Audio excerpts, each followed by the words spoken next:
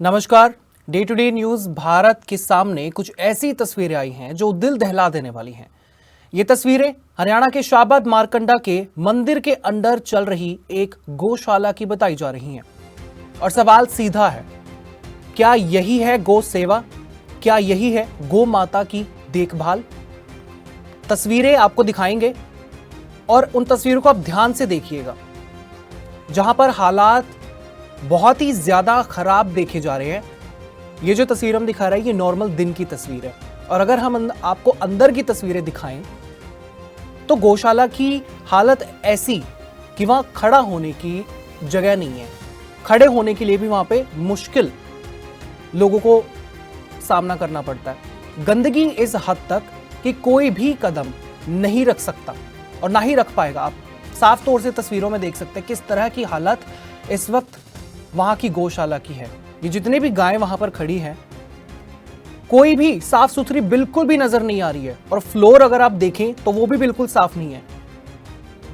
और सबसे ज्यादा झकझोर देने वाली तस्वीर एक सफेद रंग का बछड़ा, उसकी तस्वीर आपको हम दिखाएंगे, जिसकी हालत इतनी गंभीर है और बताया जा रहा है कि इसकी आंखें भी नहीं है और उसे महीनों से एक ही जगह पर पड़ा छोड़ दिया गया है।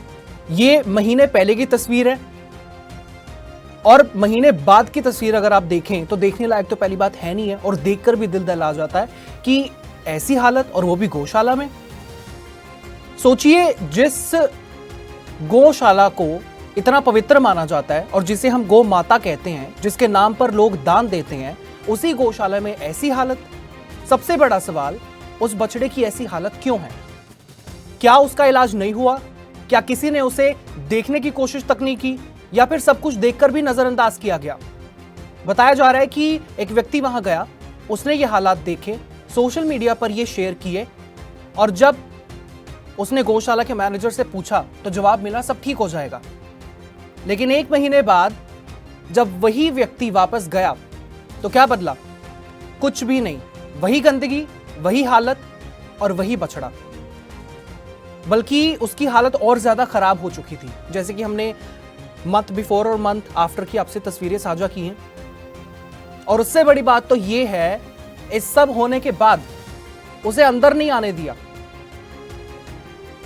गेट बिल्कुल बंद करके रखा कि अब समय हो चुका है गौशाला बंद होने का, आप अंदर नहीं जा सकते। तो इसका क्या मतलब हुआ?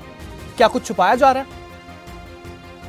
वो हमारे साथ फोन लाइन पर इस वक्त जुड़े हुए हैं, उन्हीं से बात करते हैं कि आखिरकार क्या कुछ हुआ था, क्या कुछ नहीं। क्योंकि उन्होंने अपनी जो जानकारी है वो गुप्त रखने के लिए हमसे अपील की है, तो विद ऑल ड्यू रिस्पेक्ट उनकी जानकारी गुप्त रखी गई है और उनसे पूछते हैं कि क्या कुछ पूरा मामला हुआ था।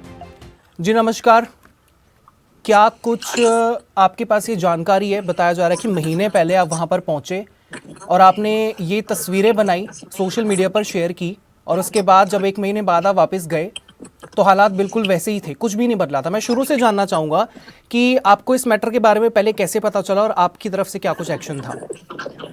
सर मैं ना रैंडमली मतलब जो व्लॉग्स बनाने वहां गया था, हाँ। तो मैंने वहां का हाल देखा, मतलब तो हाल बहुत ही बुरा था वहां का। जो मतलब जो गऊ थी वो बेचारी गिल्ले में पड़ी हुई थी, कोई सफाई नहीं थी, कुछ नहीं थी। और जो एक वहां मतलब जो बेबी होता है काऊ का, ये जो सफेद रंग का जो बछड़ा है जिसका मैंने जिक्र किया है, उसी की बात कर रहे हैं आप? हाँ जी हाँ जी हाँ जी। जो बछड़ा है उसकी आईज ही नहीं थी, आंखें ही नहीं है। से उनसे पूछा तो उनके द्वारा ये कहा गया कि हमको नहीं पता इसकी आंखें कहाँ गई। तो जब मैंने मैनेजर से ये बात की तो उसने ये बोला कि आंखें तो उसकी वहीं है।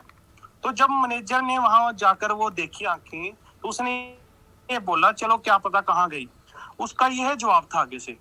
अच्छा, हाँ जी। मतलब ये तस्वीरें तो बिल्कुल भी देखने लायक नहीं है और देखकर भी दिल दहल जाता है। लेकिन उसके अलावा भी जो तस्वीरें जो हम अपने ऑडियंस को दिखा रहे हैं, गंदगी इतनी ज्यादा, कोई भी गाय बिल्कुल भी साफ सुथरी नहीं है, फ्लोर पर इतना गंद, लोग वहां पर आते नहीं है।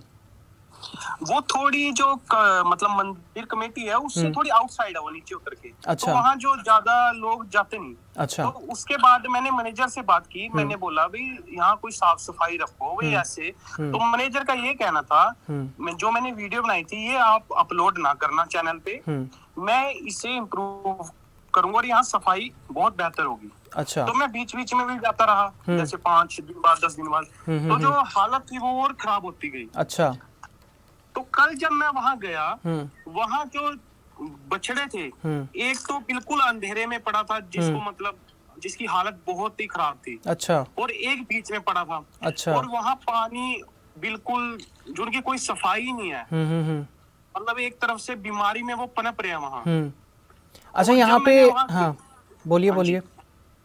जब वहां मैंने वीडियो बनाने की मतलब वीडियो बनाई, तो जो वहाँ वर्कर्स थे उन्होंने एकदम मतलब कहा भी यहाँ बंद, गौशाला बंद होने का टाइम हो गया। बिल्कुल। वहां से उन्होंने मेरे को मतलब मैं निकल गया वहां से, उन्होंने वो दरवाजा बंद कर दिया। अंदर आने ही नहीं दिया। नहीं, वहाँ जो बछड़े थे वो वहीं अंधेरे में और गिल्ले में वहां पड़े रहे, और वहां से उन्होंने लॉक लगा दिया। अच्छा।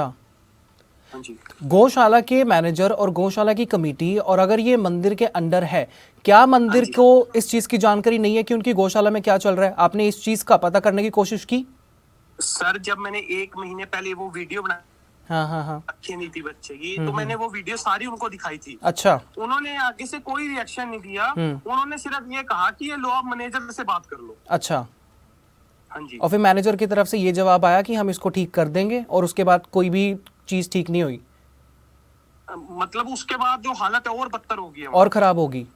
और सबसे हाँ जी। बड़ा सवाल तो ये है कि बछड़े की आंखें नहीं है, और आंखों के सवाल के ऊपर इतना उन्होंने नॉर्मल रिएक्ट किया कि पता नहीं कहाँ है, या फिर यही होंगी।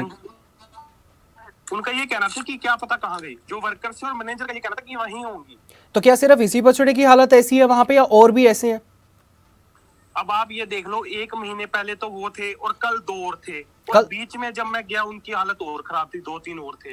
मतलब जो बछड़े हैं, जो मतलब वो सारों की हालत लगभग ऐसी ही है। सभी बछड़ों की हालत एक जैसी?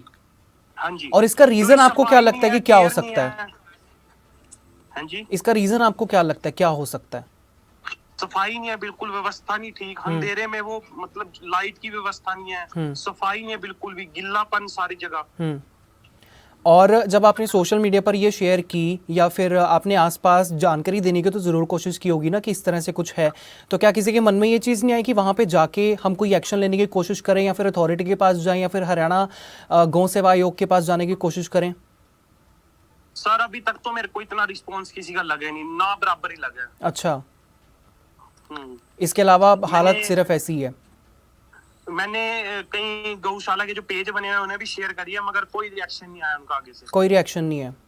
नो। ठीक है, बहुत बहुत धन्यवाद आपकी तमाम जानकारी देने के लिए।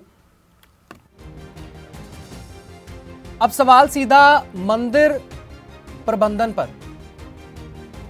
यह गौशाला अगर मारकंडा मंदिर के अंदर चल रही है, तो क्या वहां की कमेटी को यह सब दिखाई नहीं देता? क्या उन्हें नहीं दिखता कि उनके ही परिसर में गौ माता इस हालत में है, और गौ माता के वो बेजुबान छोटे छोटे बच्चे जिन्हें बछड़ा बोला जाता है, बछिया। और अब सबसे बड़ा सवाल, गौशाला को मिलने वाला दान कहां जा रहा है? लोग जो पैसे, चारा, सेवा के नाम पर देते हैं, वो सब किस काम आ रहा है? कौन जिम्मेदार है इस चीज का, इस हालत का? हरियाणा में जहां हरियाणा गौ सेवा आयोग बना हुआ है, जहां सरकार गौ रक्षा की बात करती है, उसी राज्य में गौशाला की ये हालत। क्या ये सिस्टम की नाकामी नहीं है? अब सवाल उठता है सरकार पर। क्या हरियाणा सरकार को इसकी जानकारी बिल्कुल भी नहीं है? क्या विभाग के मंत्री श्याम सिंह राणा को नहीं पता कि उनके विभाग में क्या चल रहा है? क्या गौ सेवा आयोग के चेयरमैन श्रवण कुमार गर्ग को नहीं पता क्या चल रहा है? पूरन मल यादव जो वाइस चेयरमैन है, उन्हें नहीं जानकारी इस चीज की कि उनके विभाग में क्या चल रहा है? 2015 में हरियाणा गौ सेवा आयोग बना था, श्री मनोहर लाल खट्टर ने इसको बनाया था। उसके बाद अब चेयरपर्सन, इसमें जितने भी और अधिकारी हैं, क्या उन लोगों को जानकारी नहीं है?